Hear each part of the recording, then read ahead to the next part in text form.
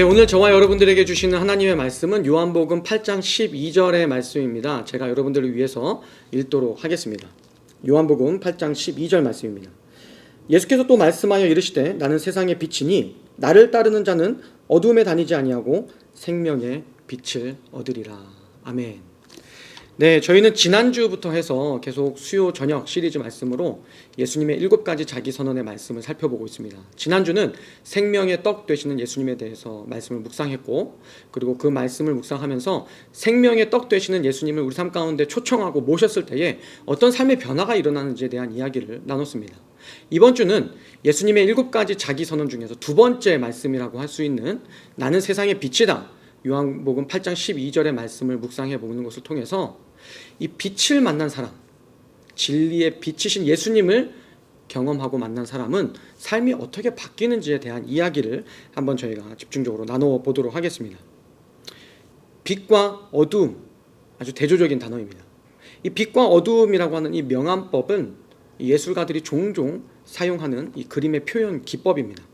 빛과 어두움을 잘 다뤘던 렘브란트라고 하는 화가는 별명이 빛의 화가라고 불려질 정도였고, 또 한 여인의 신비한 미소를 아주 이 명암법으로 잘 다뤄서 이 화폭에 담은 다빈치의 모나리자는 아주 최고의 걸작으로 뽑힐 정도입니다. 그리고 부활하신 예수님과 또 의심하는 도마를 명암법을 통해서 강조한 카라바조의 의심하는 도마라고 하는 이 그림도 저와 여러분들에게 명작으로 잘 알려져 있습니다.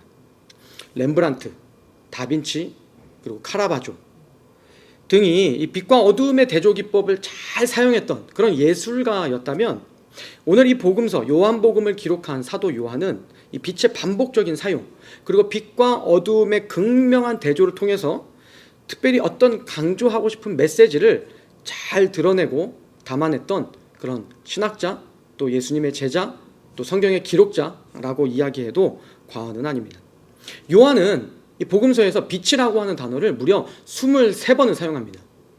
마태복음에서 9번, 누가복음에서 6번 사용한 데 비하면 이 요한의 복음서에서 상당히 빈번하게 사용된 개념이라 할 수 있습니다.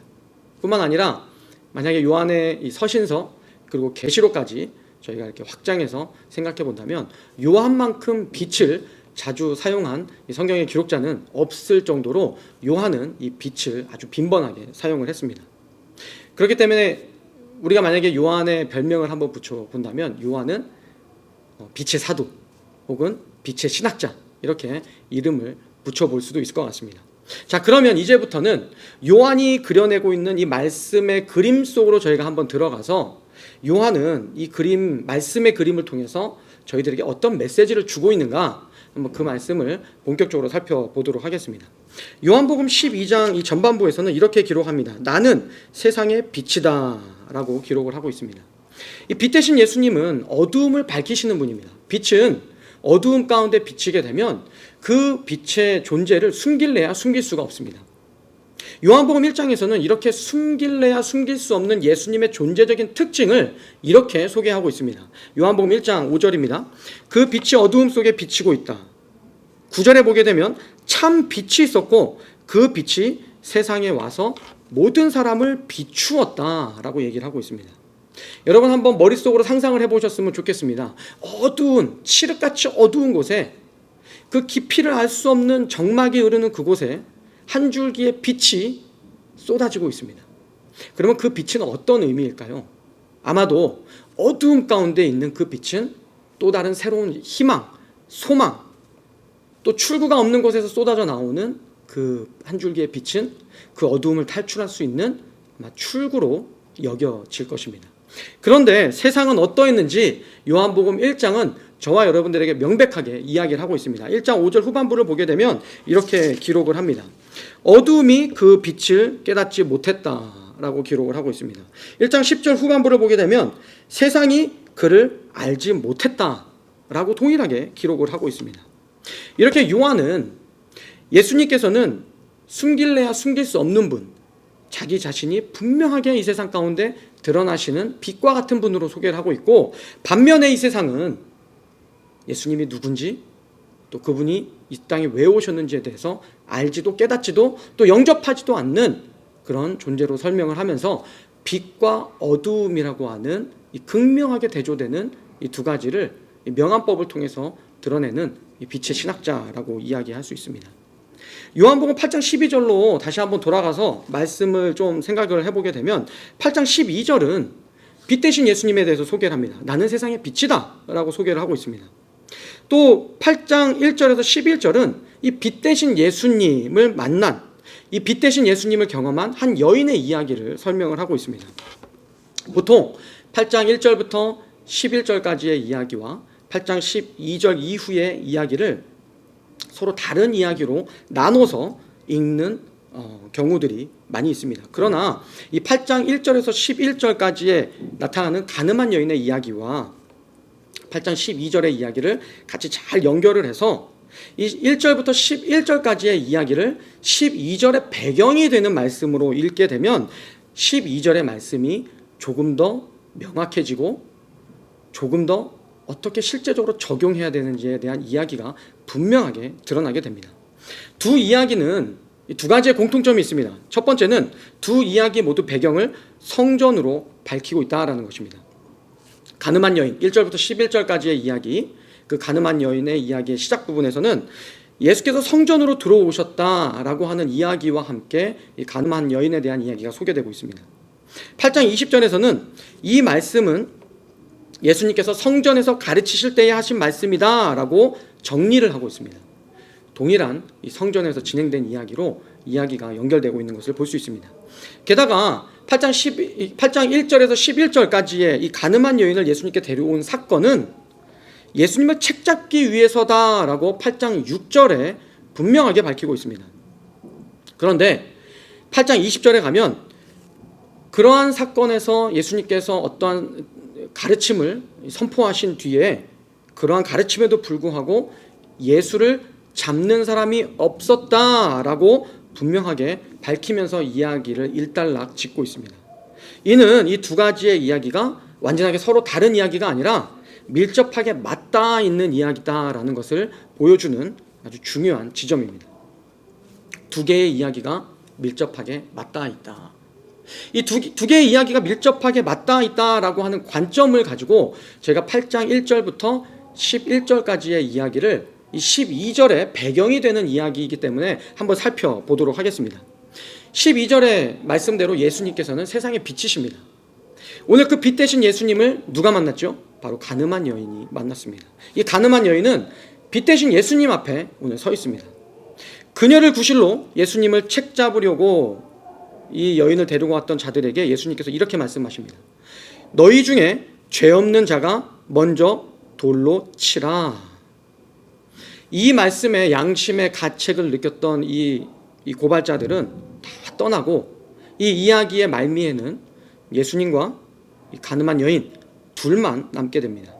그리고 이 예수님께서는 이 여인에게 오케이, 너의 죄는 이제 끝났어, 용서받았어, 집으로 돌아가거라 이렇게 말씀하신 것이 아니라 너를 정죄한 자가 어디 있느냐 라고 물으신 뒤에 나도 너를 정죄하지 아니하노니 가서 다시는 죄를 범하지 말라 라고 말씀하십니다. 여기까지가 8장 1절에서 11절까지의 이야기입니다. 그런데 오늘 이 가늠한 여인에 대한 이야기 8장 1절에서 11절까지의 말씀에 이어서 바로 등장하는 말씀이 나는 세상의 빛이다 라고 선언하는 8장 12절의 말씀입니다. 가늠한 여인은 분명히 빛 대신 예수님을 만났습니다. 그리고 예수님께서 정죄하지 않겠다고 선언하셨습니다. 그런데 그것으로 끝난 것이 아닙니다.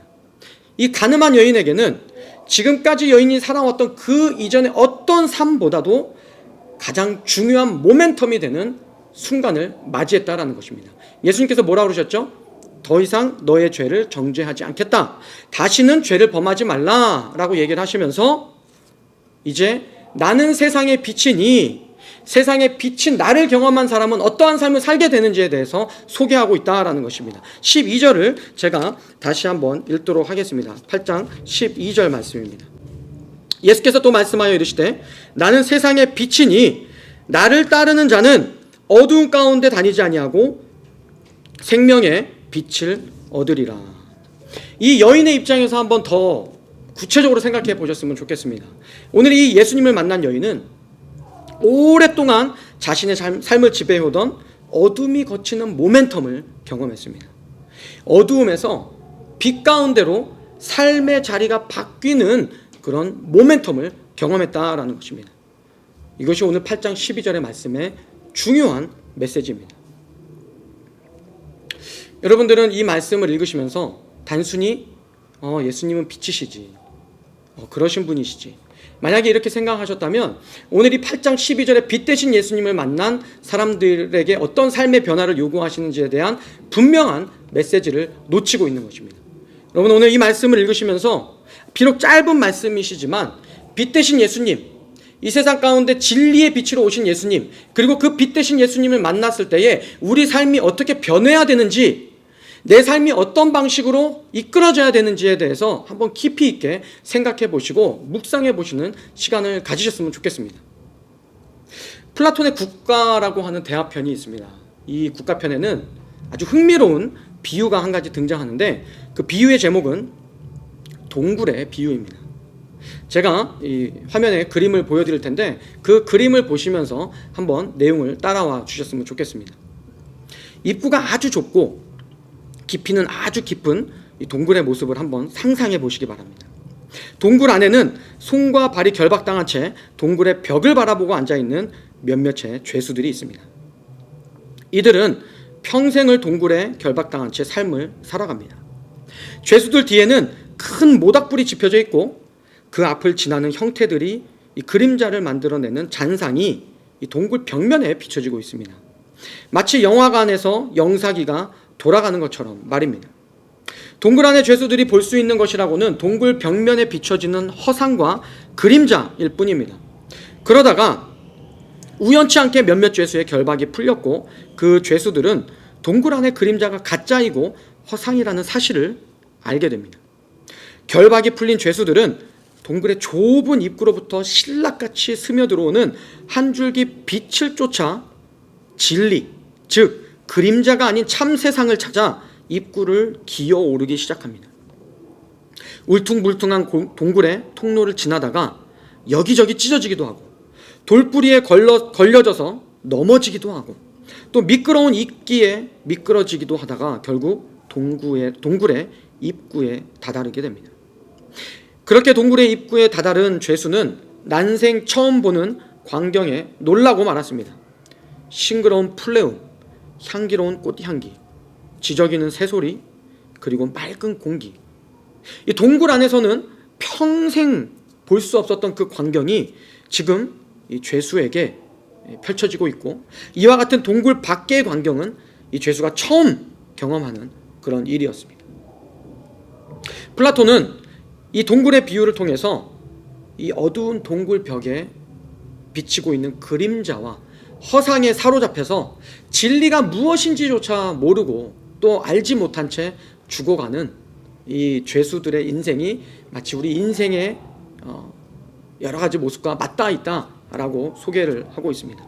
이 플라톤의 동굴의 비유를 들은 고대의 많은 신학자들은 이 동굴에 등장하는 이 죄수들, 또 동굴 입구에 다다른 이 사람을 예수님을 만난 사람으로 이해를 하고 또 그렇게 묘사하기도 했습니다. 이 동굴의 비유에서 우연치 않게 결박이 풀려서 이 죄수가 동굴을 벗어날 때의 이 과정을 살펴보게 되면 이 과정이 쉽지가 않습니다. 그러나 참 세상을 찾아 떠나는 이 과정 가운데 이 죄수가 겪게 되는 이것들이 마치 우리가 진리를 탐구하는 것과 유사한 것이다라고 이 플라톤은 소개를 하고 있습니다. 울퉁불퉁한 동굴의 통로를 지나고 또 돌부리에 넘어져서 이 살이 까지는 그런 것과 같은 희생이 뒤따르는 과정이 바로 우리가 진리를 탐구하는 과정과 같습니다. 진리를 알아가는 이 과정이 이렇게 지난한 어려운 과정을 거쳐서 알아가게 되는데 오늘 빛 대신 예수님을 만난 우리 그리스도인들, 참 빛이 이 세상에 오셔서 우리에게 보여주시는 이 세상의 진리가 바로 마치 우리가 경험하게 되는 진리, 어두운 가운데 있다가 동굴 가운데 있다가 바깥 세상으로 나아오는 그런 과정이 마치 오늘 이 플라톤이 얘기하는 것과 비슷한 내용입니다. 근데 아주 흥미로운 것이 한 가지 있습니다. 이 지난한 어려운 과정을 거쳐서 이 참 세상, 이 바깥의 진리가 무엇인지 경험한 사람에게는 두 가지의 반응이 나타납니다. 첫 번째는 여기가 좋사오니 하고 이 동굴 안에 있는 동료들은 잊은 채 그저 이 바깥의 삶만 즐기려고 하는 반응입니다. 두 번째는 저들도 구원하여야 하리라 라고 이야기를 하면서 동굴 안으로 다시 들어가서 허상과 그림자에 속고 있는 이 동료들을 결박을 풀어주고 그들을 이 세상으로 끌어내기 위해서 이와 같은 희생을 마땅히 감수하는 그런 반응, 이 두 가지의 반응입니다. 여러분들은 어떤 삶의 반응을 선택하시겠습니까? 우리가 예수님을 믿고 구원받은 백성으로서 아직 세상 가운데 진리를 모르는 자들에게 정말 참 빛이 되시고 이 빛을 통해서 세상의 진리와 비진리가 무엇인지를 분명하게 보여주시는 하나님의 메시지를 아직도 저 동굴 안에 어두운 가운데 살고 있는 자들에게 전해야 하는 사명이 저와 여러분들에게 있는 줄로 믿습니다. 오늘 본문에는 기록되지 않았지만 가늠한 여인은 이 12절의 말씀을 듣고 이후의 삶을 어떻게 살았을지 한번 상상해 보셨으면 좋겠습니다. 이제 이 동일한 질문이 저와 여러분들에게도 던져졌습니다. 어두운 동굴에서 평생을 살다가 우연치 않게 결박이 풀리고 또 우여곡절 끝에 동굴을 벗어나 진리의 참 세상을 경험한 사람으로서 저와 여러분은 이후의 삶을 어떠한 삶으로 살기를 원하시나요?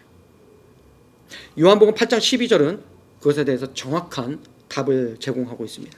다시 한번 읽겠습니다. 예수께서 또 말씀하여 이르시되 나는 세상의 빛이니 나를 따르는 자는 어두움 가운데 다니지 아니하고 생명의 빛을 얻으리라. 여러분, 이와 같이 동일한 말씀이 요한복음 12장 46절에 한 번 더 기록되어 있습니다. 나는 빛으로 세상에 왔나니 무릇 나를 믿는 자로 어두움에 거하지 않게 하려 함이로라. 여러분, 빛 가운데로 나오시기 부탁드립니다. 빛 가운데 나오시기 바랍니다. 그리고 어둠 가운데 있는 자들에게 참 빛, 이 세상에 와서 진리를 전하시는 예수님의 존재를 증거하시고 그 빛 가운데 나오는 삶 가운데 참된 기쁨이 있고 유익이 있음을 증거하시는 여러분들의 삶이 되시기를 주님의 이름으로 부탁을 드립니다. 한 가지 여러분들에게 다시 한번 도전을 드리기는, 오늘 이 말씀을 깊이 묵상하시면서 빛의 자녀로 살아가는 것이 무엇일까 한번 다시 한번 묵상해 보시는 시간이 되셨으면 좋겠습니다.